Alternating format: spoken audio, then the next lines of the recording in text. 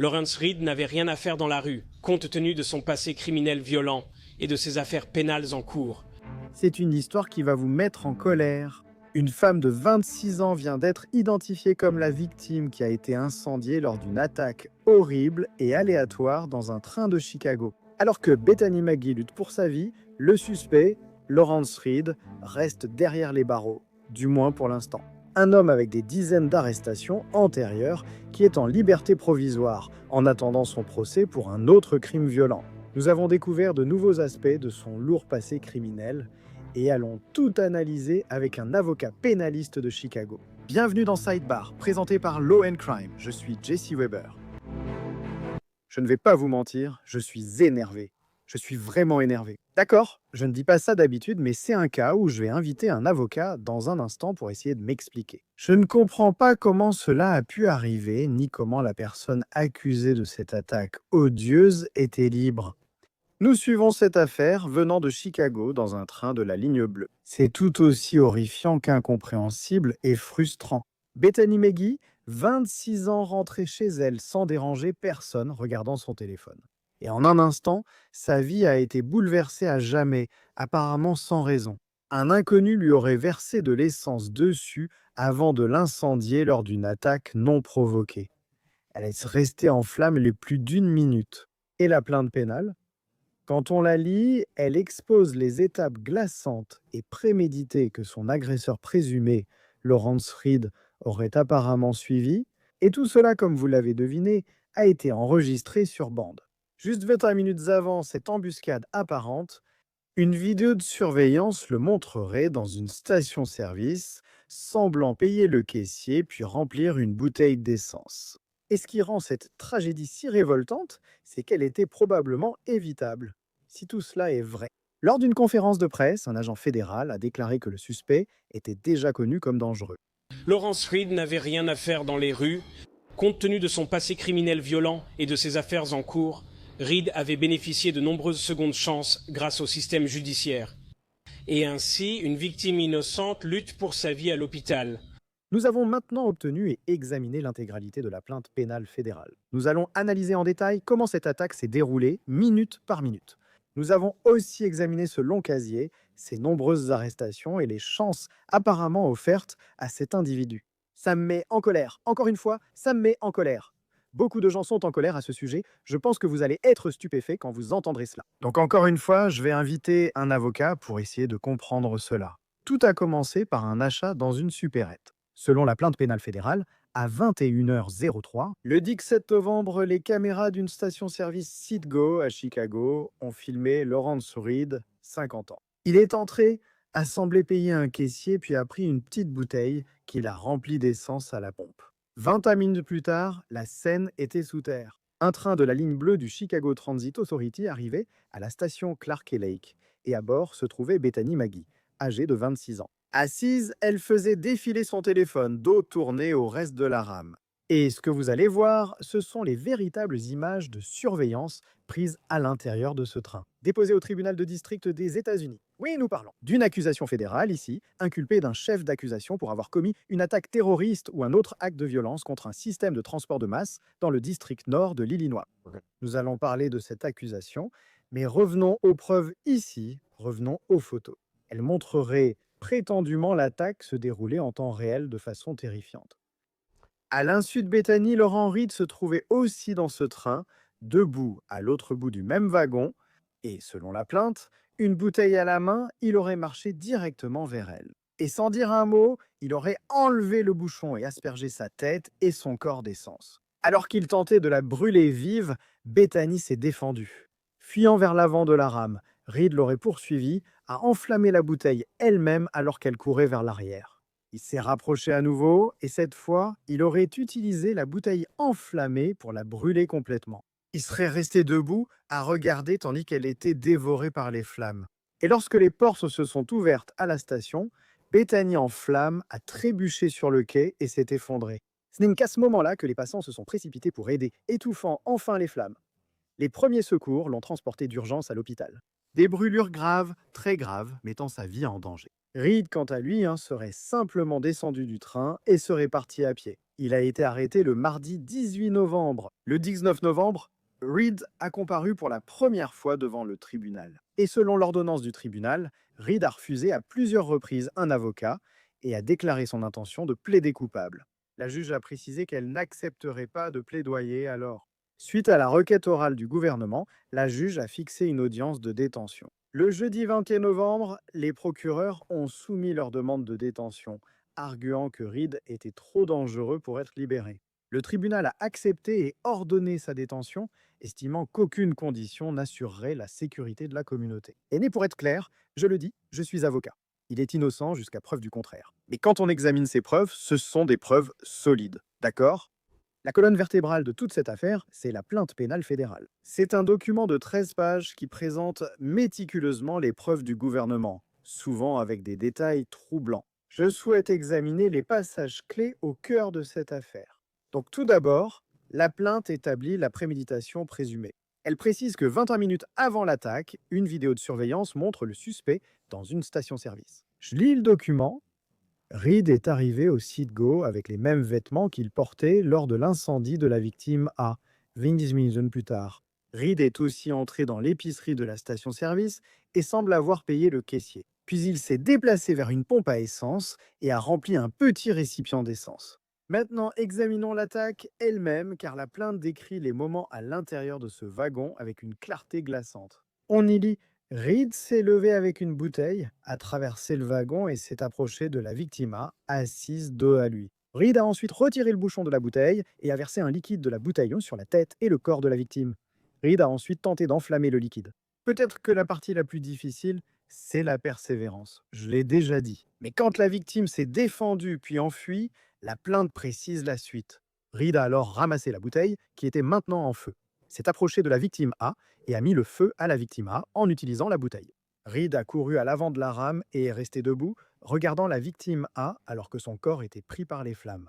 Et enfin, après son arrestation, la plainte révèle un détail choquant concernant son comportement. Il était noté que pendant son transfert à la division des détectives, je cite, Reed a fait des déclarations répétées, spontanées et non sollicitées, criant spécifiquement Brûle-Bille et Brûle-Bée vive. Il faut imaginer que ce ne sont pas seulement les officiers qui seront des témoins clés de cela, images de caméras corporelles et embarquées. Et il y a d'autres détails critiques et franchement troublants qui sont inclus dans cette plainte et dont nous n'avons pas encore parlé. Je vais continuer à lire. La plainte décrit aussi les conséquences immédiates sur le quai. Elle révèle un détail crucial, souvent jugé exaspérant, sur la réaction dans la rame, car il est écrit, je cite, La victime A, qui était presque entièrement en flammes, a tenté de s'éteindre en se roulant sur le sol de la rame de métro. Le train s'est arrêté à Clark et Lake Street sur la ligne bleue. La victime A, encore en feu, a pu sortir du train avant de s'effondrer sur le quai, où elle a été prise en charge par des personnes présentes sur le quai. D'après la plainte officielle, elle n'a reçu de l'aide qu'après avoir réussi à sortir du train et à monter sur le quai. De plus, la plainte fournit un lien médico-légal crucial, car Reed portait apparemment les mêmes vêtements lors de son arrestation et de l'agression. Mais les enquêteurs n'ont pas seulement noté ses vêtements, ils ont également constaté qu'il avait, je cite, des blessures liées au feu à la main droite. Ils auraient aussi trouvé sur lui une preuve clé. Une carte de transport Chicago Transit Authority. La plainte indique que l'historique des transactions de la carte montre qu'elle a été utilisée pour monter dans un train de la ligne bleue à Kedzie et Congress vers 21h04. Cela arrive une minute après qu'il ait quitté la station-service.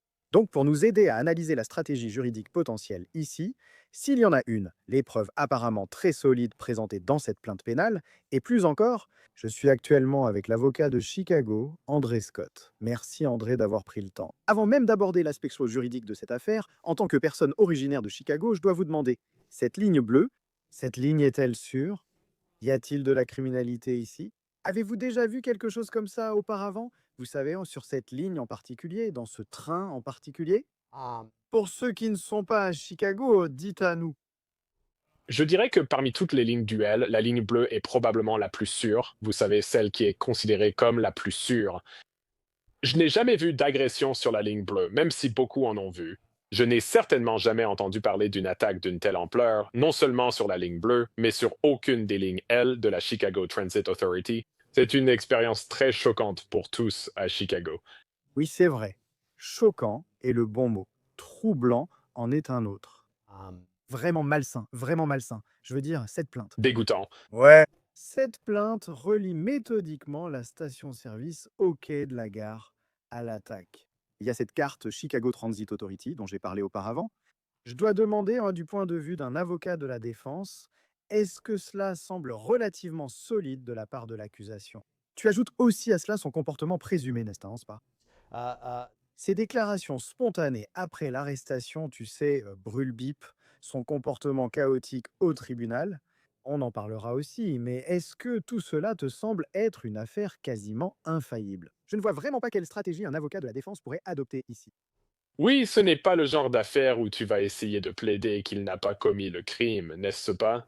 Tu as tout sur vidéo. Donc, euh, la stratégie ici va être l'une des deux suivantes. Soit ils vont essayer de plaider la folie, ce qui, bonne chance avec ça, mais d'après ce que j'ai vu jusqu'à présent de cet accusé, il pourrait y avoir quelque chose à creuser de ce côté-là. Et ensuite, après cela, il s'agit d'essayer de réduire la durée que votre client va passer en prison. Ce n'est pas une affaire passible de la peine de mort, mais même devant un tribunal fédéral, la peine de mort fédérale existe. Donc, ce n'est pas le genre d'affaire où vous allez essayer de sauver la vie de votre client, mais c'est le genre d'affaire que vous prenez en charge. Et en tant qu'avocat, vous réalisez que votre prévenu, votre client, je devrais dire, vous réalisez que votre client est coupable. Vous offrez à votre client la meilleure défense garantie par la Constitution que vous pouvez lui donner pour l'aider dans cette situation. C'est une affaire en béton pour l'accusation. Bien sûr, bien sûr. Je veux dire, si vous parlez de préméditation, si vous parlez d'intention, il aurait été filmé par des caméras de surveillance en remplissant une bouteille de gaz, portant les mêmes vêtements, allant sur le quai, montant dans le train, l'aspergeant et mettant le feu. Tout est enregistré. Vous avez peut-être aussi des témoins oculaires clés, puis il a été arrêté en portant les mêmes vêtements. Vous avez mentionné la possible défense pour folie. Écoutez, je veux dire, parlez-nous de cela, parce que c'est juste un acte de violence aléatoire et sinistre qui n'a absolument aucun sens. Et quand je dis ça, on se demande vraiment, vous savez, on peut avoir des problèmes de santé mentale, mais cela ne signifie pas que la défense pour folie soit recevable. Selon toi, y a-t-il un élément exploitable pour un avocat de la défense? Il y aura, comme tu l'as dit, des problèmes de santé mentale. En examinant ses antécédents, il est évident que cette personne a de graves problèmes mentaux. Et tu as raison, est-ce que ça veut dire qu'ils vont avoir une défense de folie recevable? Non, ça ne veut pas dire ça. Ce n'est pas parce que quelqu'un a des problèmes de santé mentale, même graves, que ça veut dire qu'il ne peut pas comprendre la gravité de ses actes. Et c'est là que la barre va être très haute. C'est ce que les avocats de la défense vont devoir affronter ici. Aussi folle que cette attaque puisse paraître, il est aussi assez difficile de soutenir que cette personne n'a pas méthodiquement planifié cette attaque. Et évidemment, vous savez, l'argument, c'est qu'il savait clairement que ce qu'il faisait était mal, qu'il y avait une part de faute dans ses actions. Je pense que l'une des choses fascinantes dans le monde dans lequel nous vivons aujourd'hui, c'est que tout est filmé maintenant. Et il est probablement filmé depuis son arrivée à la station-service jusqu'à toute sa marche jusqu'à la station de métro. Tout. Donc, ils vont pouvoir, l'accusation va probablement pouvoir montrer chaque étape de cette affaire. Et ça va, les gens vont, le jury va pouvoir regarder ça et se dire, bah, vous savez, qu'est-ce qui se passe ici, right? Ils vont pouvoir voir ses mouvements. À beaucoup d'endroits, ils vont pouvoir voir ce qu'il dit réellement. Et ils vont pouvoir, en regardant le crime, aborder, prendre une décision sur le fait que cette personne ait compris la gravité du crime. Je ne pense pas qu'au final, je ne pense pas que ça réussira. Je veux parler de l'accusation fédérale et de son inculpation au niveau fédéral. Et nous en parlerons. Mais si l'on met de côté la discussion juridique, les images choquantes et les preuves, il est important de se rappeler qui est au centre même de cette tragédie, la victime, Bethany Maggie, âgée de 26 ans. Pendant des jours, elle était connue seulement comme victime A. Mais selon Newsweek, il s'agit de Bethany Maggie, une jeune femme dont la vie a été brutalement interrompue. Nous avons appris que Bethany, diplômée de Purdue, aimait les animaux et était pratiquante. Ses réseaux sociaux montrent sa proximité avec ses parents et frères. Son père, le docteur Gregory McGee, enseigne les études bibliques à l'université chrétienne Taylor en Indiana. Sa famille a déclaré: Merci à tous pour vos prières et vœux de rétablissement, tandis que notre fille est soignée pour ses blessures de cette semaine. Nous remercions l'équipe spécialisée des brûlures de l'hôpital Stroger pour ses excellents soins et son soutien. Nous ne donnerons pas d'autres informations pour l'instant et demandons de respecter sa vie privée et la nôtre, car nous nous concentrons sur elle et sa guérison. André, discutons maintenant de l'impact humain ici. Parce que maintenant que nous en savons un peu plus sur Bethany et que nous essayons de comprendre ce qui lui est arrivé et ce que sera sa vie, comment cela humanise-t-il cette affaire pour un éventuel jury? En tant qu'avocat de la défense, vous demandez-vous, dites-vous à votre client, ce n'est pas bon pour vous? Dès que le jury verra ce qui lui est arrivé, ça va être un problème pour vous. Dites à votre client, ça va être un énorme problème pour vous. Il y a ensuite plusieurs raisons. Tout d'abord, comme vous l'avez dit, c'est une femme de 26 ans. Et alors, il y a beaucoup de gens qui prennent le métro tous les jours et qui feront partie du jury d'ailleurs. Il va y avoir beaucoup de personnes prenant le métro chaque jour, membres de votre jury, lui ressembleront et se sentiront comme elle. Ah. Vous savez, des jeunes professionnels venant de différents quartiers de la ville, certains membres du jury penseront, ça aurait pu être moi. Ah, un autre point de vue est là que les brûlures sont des blessures horribles. J'essayais d'obtenir le plus d'informations possible sur la gravité de ces brûlures. Et il n'y en a pas vraiment de bonnes, d'après ce que j'ai vu, mais j'ai déjà traité des cas de brûlures auparavant du côté du contentieux civil, et je peux vous dire que c'est horrible. Ce sont des mois et des mois passés à l'hôpital. Mais de sais, il y a des greffes de peau impliquées, et il y a une douleur qui n'a rien à voir avec tout ce que vous pouvez imaginer. Et puis il y a aussi des cicatrices. Selon la gravité de ces brûlures et l'endroit où elle a été brûlée, les cicatrices peuvent se trouver à différents endroits. C'est donc une affaire horrible dans laquelle un jury pourra se mettre à la place de la victime. Et ensuite, ils vont voir ces blessures horribles. Je veux dire, tout le monde s'est déjà brûlé au moins une fois. Et vous pensez à quel point cette petite brûlure que vous avez en sortant quelque chose du four fait mal pendant quelques jours.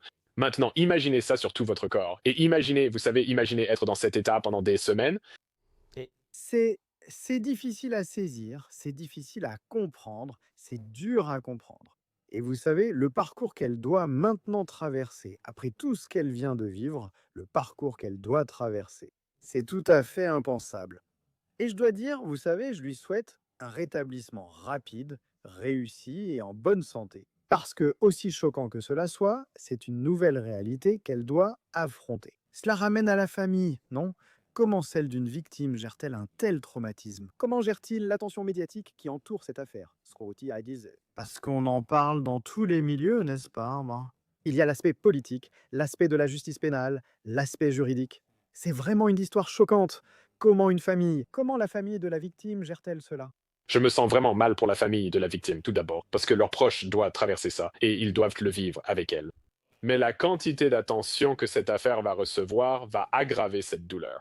On entendra parler de cette affaire pendant des semaines dans les émissions d'actualité et sur Internet. Ils devront combattre la désinformation et protéger leur vie privée. La plupart, face à une tragédie, recherchent l'intimité. Ils n'en auront aucune, ce qui est terrible. La famille vit une situation difficile et j'ai beaucoup de compassion pour eux. La procureure américaine a affirmé, je cite, s'occuper de ses propres affaires quand cela s'est produit. Alors non, parlez-moi de cette accusation, d'accord? On pourrait lire cela et se demander, d'accord, quelles sont les accusations de l'État auxquelles il fait face? Non, il est inculpé d'une attaque terroriste contre un système de transport de masse. C'était très intentionnel de l'inculper pour cela, parce que cela entraîne la prison à vie. Étiez-vous surpris qu'il soit inculpé de ce crime fédéral? Et comment prouve-t-on quelque chose comme ça? J'ai été surpris de son inculpation pour un crime fédéral. Mais ensuite, en réalisant que cela s'est produit dans un transport en commun, cela rend plus probable une inculpation fédérale, non?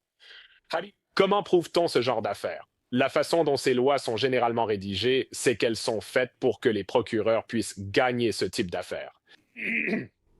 Et si vous regardez comment la loi est rédigée, si vous examinez les preuves, je pense vraiment que ça va être une situation très difficile pour la défense d'obtenir un quelconque verdict de non-culpabilité dans cette affaire. Je serais aussi choqué si l'affaire allait en procès, même s'il reste toujours un élément imprévisible. Nous avons vu ou entendu comment cet accusé s'est comporté au tribunal. Vous ne pouvez pas obliger votre client à accepter un accord de plaidoyer. Il peut donc exiger un procès. Peut-être que ce type changera plusieurs fois d'avocat de la défense et finira ainsi. Il pourrait finir par se représenter lui-même car il semble totalement déséquilibré. C'est une situation très difficile à gagner ou à gérer pour un accusé ou son avocat. Comme je l'ai dit, la personne qui prend cette affaire ne le fait ni pour l'argent ni pour gagner. Ils la prennent avec la passion de dire, d'accord, cette personne, même si elle est coupable, mérite un procès équitable et je vais m'assurer qu'elle l'obtienne.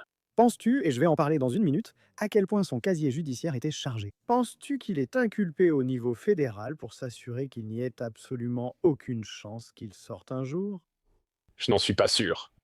Je pense que les accusations sont tombées assez rapidement. Il y a eu l'incident. Tout le monde a été choqué, puis l'acte d'accusation est tombé.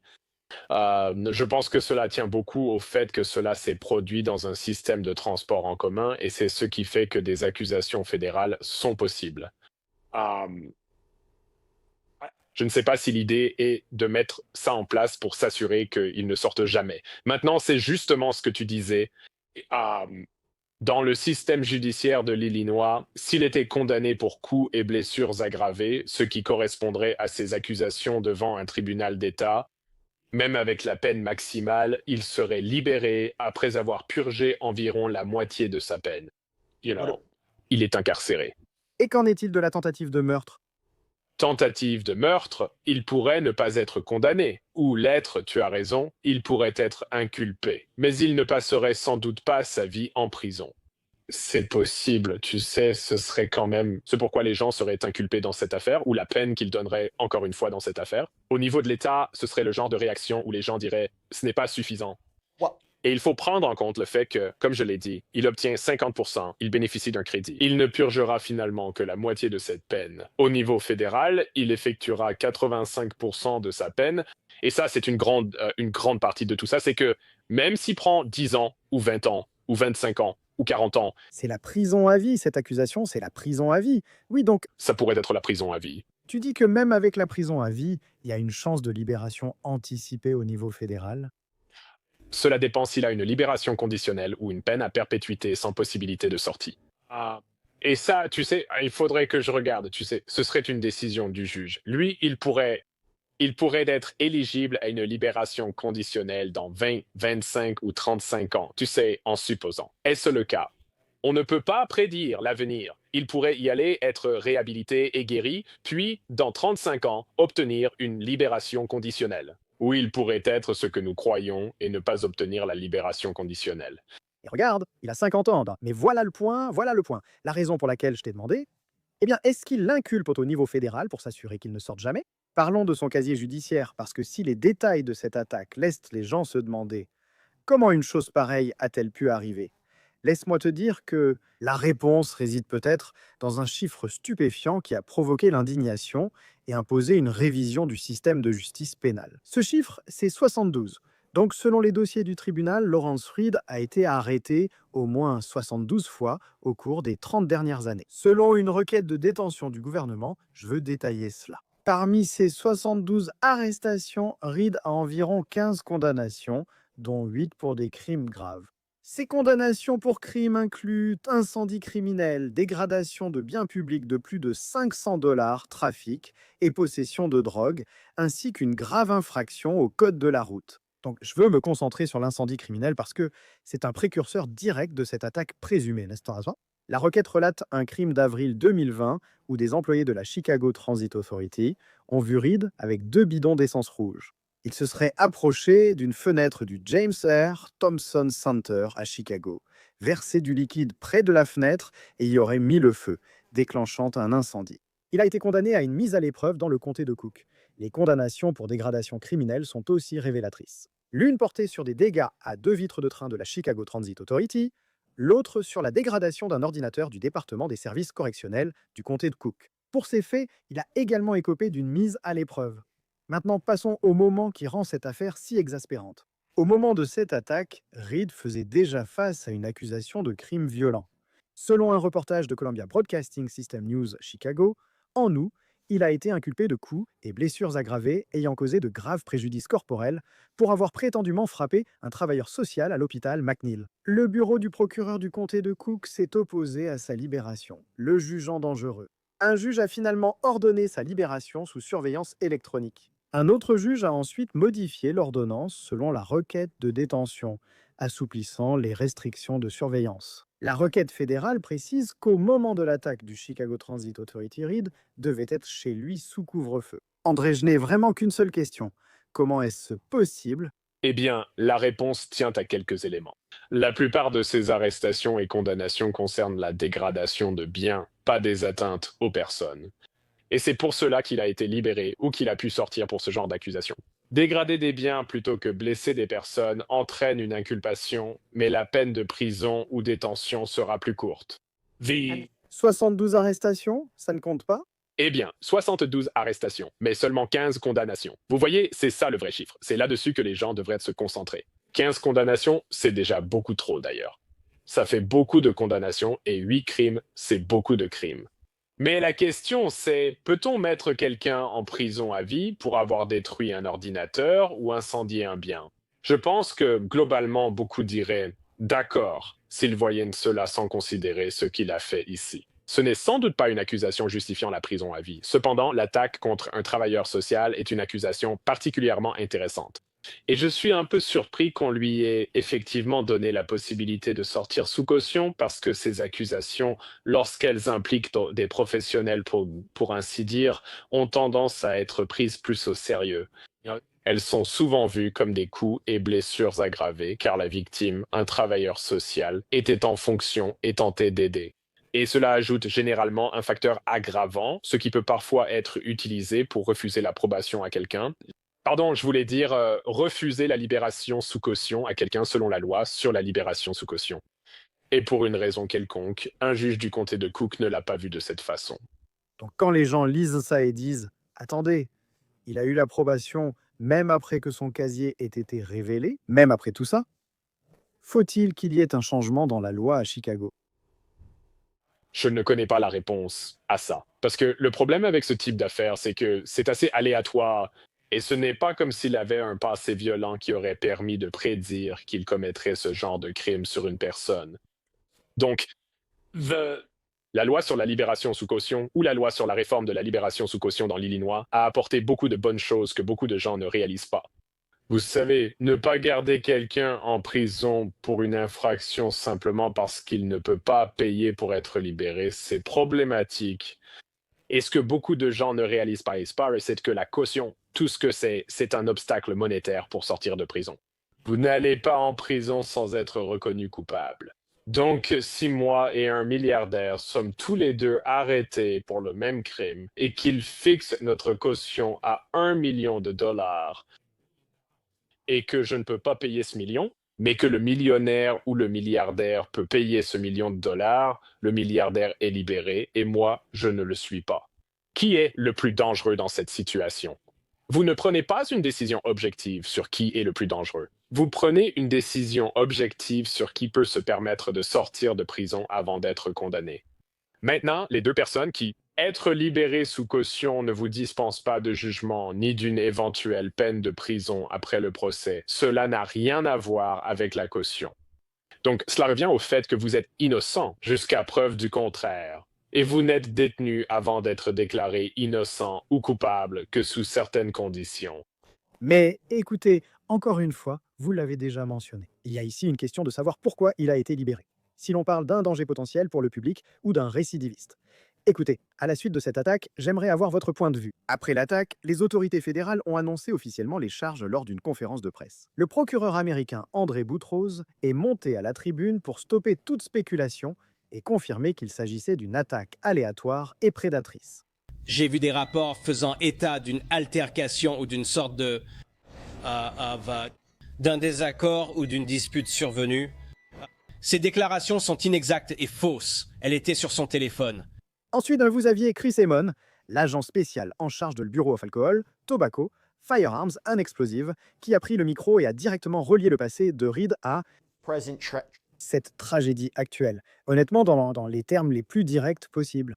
Lawrence Reed n'avait rien à faire dans les rues, étant donné son passé criminel violent et ses affaires criminelles en cours. Reed a eu de nombreuses secondes chances grâce au système de justice pénale, et en conséquence, une victime innocente se retrouve à l'hôpital à lutter pour sa vie. Grâce à l'intervention rapide du CPD, de le Bureau of Alcohol, Tobacco, Firearms and Explosives et des forces de l'ordre, M. Reed n'aura plus d'autre chance. Merci. Andrew, nous venons d'entendre cet enregistrement vraiment saisissant de l'agence de lutte contre le terrorisme, l'agent de Bureau of Alcohol, Tobacco, Firearms and Explosives. De ton point de vue, dans la communauté juridique de Chicago, est-ce inhabituel qu'un responsable fédéral condamne aussi ouvertement les secondes chances qu'un prévenu a reçues dans le système judiciaire de l'État? Et qu'est-ce que cela t'indique sur l'approche du gouvernement fédéral dans cette affaire? C'est très inhabituel et cela montre que ce type d'affaire choquante a poussé les fédéraux à intervenir. Et lorsque le gouvernement fédéral est impliqué et qu'il poursuit des personnes, lorsque le ministère de la Justice est impliqué dans des poursuites, ils ne perdent pas, ils ne mâchent pas leurs mots, ils sont aussi sérieux et rigoureux que possible. Ce sont les meilleurs procureurs. C'est ainsi qu'ils atteignent ce niveau. Qu'ils viennent ici faire ce genre de déclaration est, à mon avis, assez politique. Mais beaucoup de choses sont liées au choc absolu de ce que nous avons vu ici, de ce qui est arrivé à cette pauvre femme. Mais il n'a pas tort. Je veux dire, écoutez, voilà le truc. Le juge dans l'affaire du mois d'août l'a libéré malgré les objections du procureur et aurait déclaré, je cite, « Je ne peux pas garder tout le monde en prison ». Ouais. Est-ce simplement parce qu'il manque de place pour loger tout le monde que quelqu'un comme Reed est relâché? Oui, je comprends. Il est innocent jusqu'à preuve du contraire. Je le dis tout le temps, à 100%, mais avec ce casier judiciaire, et vu ce dont il est accusé ici, où les preuves sont si solides, les gens ne voudront pas entendre ça. Et la question devient, est-ce vraiment le cas? Il n'y a tout simplement pas assez de place dans les logements de Chicago pour héberger quelqu'un accusé d'un crime comme celui-ci. Je veux dire, eh non, je ne peux pas garder tout le monde en prison. Qu'est-ce que ça veut dire, Jean? Oui, tout d'abord, on ne peut pas garder tout le monde en prison pour plusieurs raisons. Et je pense que tout d'abord, ils doivent prendre la décision, le juge doit prendre la décision. Quelle était la probabilité que cette personne soit une menace pour les autres? Et lorsque le juge a pris cette décision, il ne pensait pas que cette personne commettrait ce type de crime. Maintenant, est-ce que cette décision paraît absolument terrible avec le recul? Oui, elle paraît horrible. Oui, Ça paraît absolument horrible. Et j'imagine que ce juge a de très fortes chances de ne pas être reconduit lors de la prochaine élection. Mais l'aspect humain aussi, je suis sûr que ce juge se sent absolument terrible par rapport à ce qui s'est passé ici. Et ça, c'est une décision que ce juge a prise, sur la base, vous savez, d'un appel devant lui, qu'il y avait des centaines et des centaines d'affaires, des centaines et des centaines de requêtes. Le juge avait peu de temps pour lire sur cette affaire et a pris sa décision. Et devine quoi, c'était une mauvaise décision. écoute, il n'y a pas de réponse facile à cela, mais c'est incroyablement frustrant. C'est bouleversant et tellement triste, vraiment tragique. Je veux juste, on boucle la boucle ici. Nos pensées en nos prières, nos vœux de rétablissement accompagnent cette jeune femme, sa famille, et j'espère qu'elle aura, encore une fois, un rétablissement réussi et en bonne santé, et que cette famille ait l'intimité nécessaire et, espérons-le, la justice qu'elle mérite. Andrew Scott, merci beaucoup pour votre temps, j'apprécie. Merci, à bientôt. Voilà tout pour Sidebar. Merci à tous de nous avoir rejoints. Et comme toujours, abonnez-vous sur YouTube, Apple Podcast, Spotify ou partout où vous écoutez vos podcasts. Suivez-moi sur X ou Instagram, je suis GC Weber. À bientôt.